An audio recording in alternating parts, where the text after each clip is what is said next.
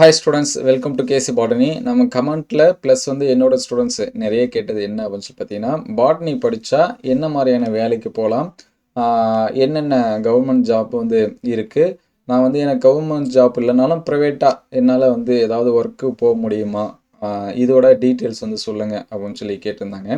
அப்படியே நான் ஜாபுக்கு போனாலும் எனக்கு எவ்வளோ சேலரி இந்த மாதிரி கிடைக்கும் அப்படிங்கிற டீட்டெயில்ஸ் கேட்டிருந்தாங்க. ஸோ அதற்கான வீடியோ தான் அது.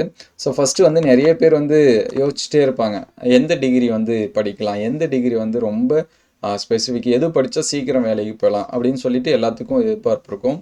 இப்போ ரீசெண்ட் டைமில் பார்த்தீங்கன்னா நிறைய பேர் படிக்காமல் அப்படியே இருக்கிறது, நிறைய வேக்கண்ட் இதெல்லாமே இருக்கிறது பார்த்தீங்கன்னா இந்த பாட்னி அண்ட் சுவாலஜி. ஏன்னா ப்ரீவியஸாக நாங்கள் படிக்கிறப்பெல்லாம் பார்த்தீங்கன்னா பாட்னி அண்ட் சுவாலஜி படிச்சோன்னா, ஏன் பாட்னி படித்தேன், ஏன் சுவாலஜி படித்தேன், அதெல்லாம் படித்தா வேலையே கிடைக்காது அப்படிலாம் ஒரு சில பேர் சொல்லுவாங்க. அப்படிலாம் கிடையாது. நான் இப்போ கவர்மெண்ட் ஸ்கூலில் ஒரு பாட்னி டீச்சராக இருக்கேன் அப்படின்னா நான் பாட்னி படித்ததுனால தான், சரிங்களா? அதனால் நம்ம எந்த அளவுக்கு படிக்கிறோம், எப்படி படிக்கிறோம் அப்படிங்கிறது தான் இருக்குது. இப்போ இந்த மாதிரி சொல்லியே நிறைய பேர் என்ன பண்ணுறதுன்னா படிக்கிறதில்ல.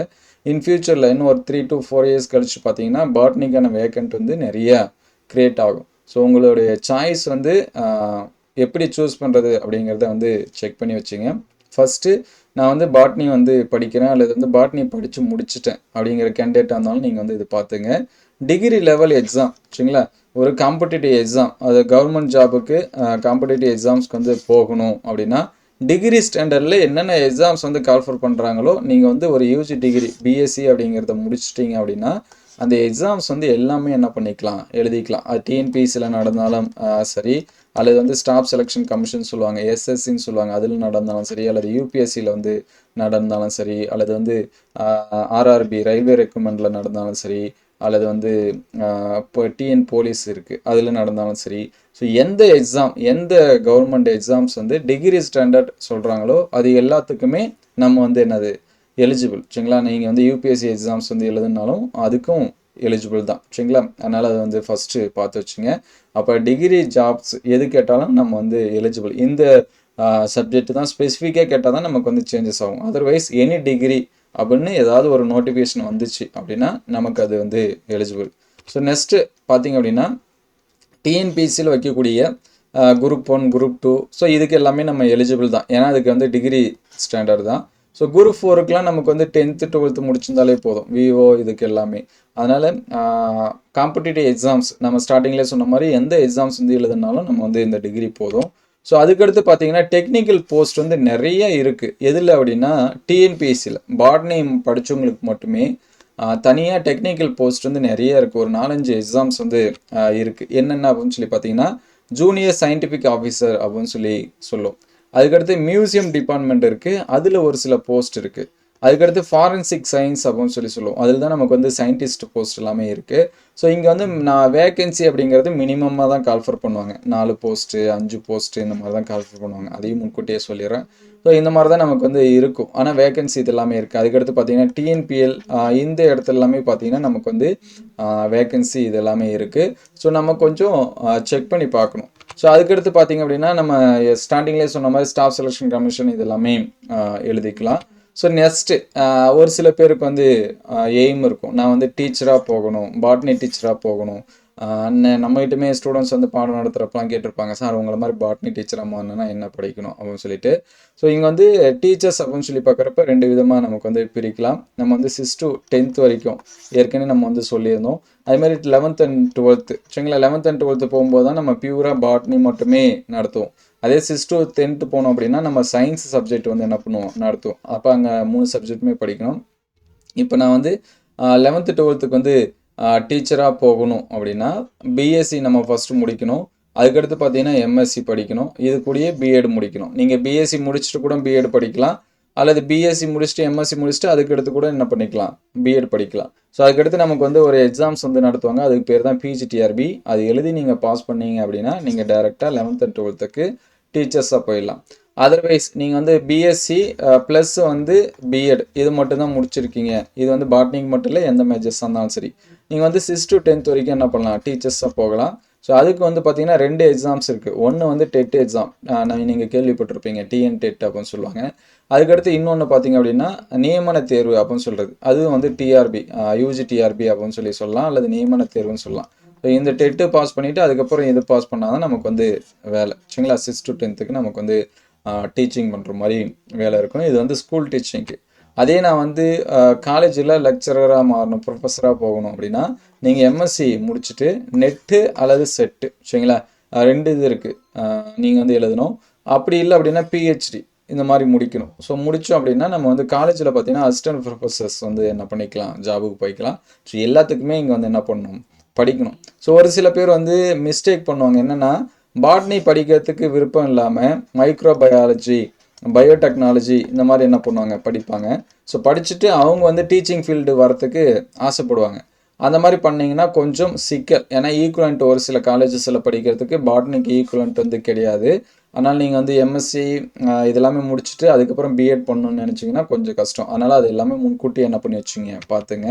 அதுக்கடுத்து ஃபாரஸ்ட் டிபார்ட்மெண்ட்டில் நமக்கு ஜாப் ஆப்பர்ச்சுனிட்டிஸ் இருக்குது. நீ ஈவன் தமிழ்நாடாக இருந்தாலும் சரி அல்லது வந்து சென்ட்ரல் கவர்மெண்ட் எக்ஸாம்ஸாக இருந்தாலும் சரி, நமக்கு டிஎன்பிஎஸ்சிலே தனியாக ஃபாரஸ்ட் டிபார்ட்மெண்ட்டுக்குன்னு எக்ஸாம்ஸ் வைக்கிறாங்க. ஃபாரஸ்ட்ரி முடித்தவங்களுக்கும் அதில் வந்து ஆப்பர்ச்சுனிட்டி இருக்குது, நமக்கும் இருக்குது, பாட்னிக்கும் உண்டு. அதே மாதிரி யூபிஎஸ்சிலையும் பார்த்தீங்க அப்படின்னா தனியாகவே ஃபாரஸ்ட் டிபார்ட்மெண்ட்டுக்கு எக்ஸாம்ஸ் வந்து என்ன பண்ணுறாங்க, வைக்கிறாங்க. ஐஎஃப்சி வந்து சொல்லுவோம், அது வந்து பார்த்து வச்சுங்க.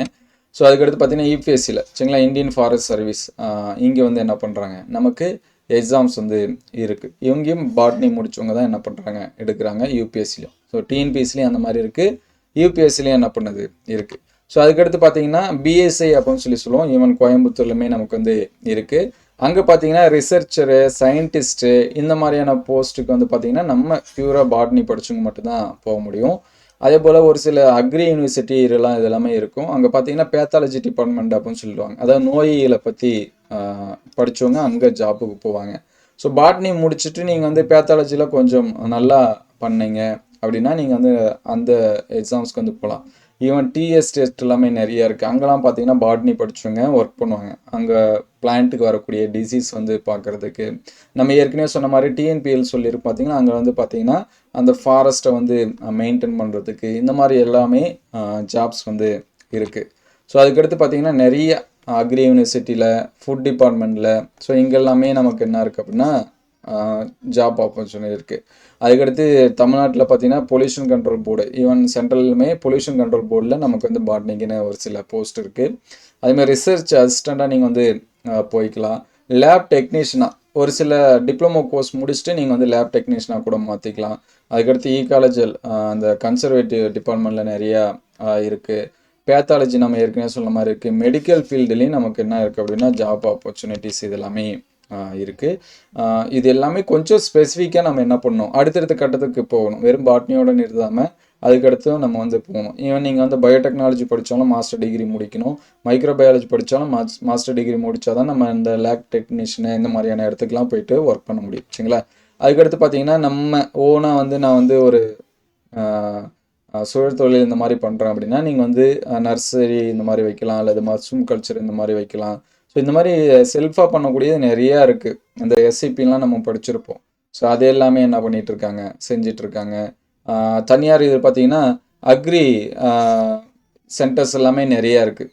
ஸோ விவசாய அந்த இதுக்கு சீடு ட்ரீட்மெண்ட்டுக்கு, அந்த சீடு கலெக்ஷனுக்கு, புதுசாக சீடு இதெல்லாமே உருவாக்குவாங்க. ஸோ அந்த மாதிரியான இடத்துல, மருந்து தயாரிக்கிற இடத்துல சரிங்களா, அதுக்கடுத்து நர்சரி கார்டன்ஸ் இந்த மாதிரியான இடத்துல பார்த்தீங்கன்னா நமக்கு நிறைய ஜாப் ஆப்பர்ச்சுனிட்டிஸ் இருக்குது. நீங்கள் வந்து பாட்னி இதெல்லாமே படிச்சிங்கன்னா.